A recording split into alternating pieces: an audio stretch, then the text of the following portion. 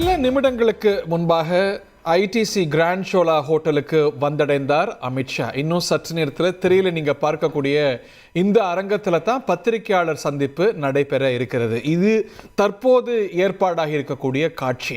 ஆனால் காலையில் இதனது பின்புலம் பேக்ட்ராப் வேற மாதிரி இருந்தது. நேஷனல் டெமோக்ராட்டிக் அலையன்ஸ், தேசிய ஜனநாயக கூட்டணி என்று பொறிக்கப்பட்டு பிரதமர் நரேந்திர மோடி படத்தோடு பேக்ட்ராப் இருந்தது.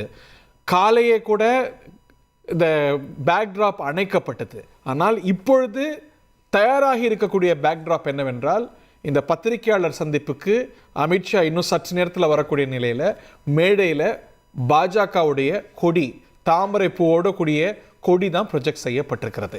இதில் இருக்கக்கூடிய சமிக்ஞைகள் என்ன அப்படிங்கிற கேள்வி வரக்கூடிய மணி நேரங்களில் அலசப்படும். தேசிய ஜனநாயக கூட்டணி கூட்டம் என்று கூட்டப்பட்டு பிறகு மாற்றப்பட்டதா, காட்சிகள் மாறியதால் இல்லை இது என்ன அப்படிங்கிறத பற்றிய கேள்விகள் எழும். இப்போது நாம் அறிகின்ற விஷயம், இப்போ நீங்கள் பார்க்கக்கூடிய இந்த அரங்கத்தில் தான், திரையில் பார்க்கக்கூடிய இந்த அரங்கத்தில் தான் திரு அமித்ஷா பத்திரிகையாளர்களை சந்திக்க போகிறார். உடன் யார் யாரெல்லாம் இருப்பாங்க அப்படின்னு விசாரிக்கும் பொழுது திரு அண்ணாமலை, பாஜகவுடைய மாநில தலைவர், மத்திய இணையமைச்சர் டாக்டர் எல் முருகன் உள்ளிட்டோர் மட்டுமே இருப்பாங்க. மற்ற பாஜக நிர்வாகிகள், மேலிட பொறுப்பாளர்கள் உள்ளிட்டோர் இருப்பாங்க அப்படின்னு. காலையில் இந்த பேக்ட்ராப் என்ன ஒரு தோற்றத்தை பலருக்கு கொடுத்தது என்றால், என்டிஏன்னு போட்டிருக்காங்களே பேக்ட்ராப்பில், ஸோ தேசிய ஜனநாயக கூட்டணி அடுத்த கட்டத்துக்கு போகிறது போல பல கட்சிகள் சேர்ந்து தேசிய ஜனநாயக கூட்டணியுடைய அடுத்த கட்டம் பிரகடனப்படுத்தப்படும் அப்படிங்கிற மாதிரியான உணர்வுகள்.